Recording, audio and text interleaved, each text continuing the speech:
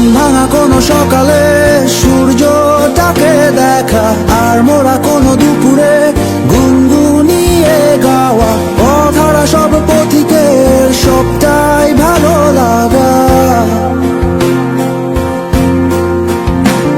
আর জানালার ওই কাছটায় থমকে থাকা বৃষ্টি, অলিখিত সব কবিতায় আটকে থাকা সৃষ্টি।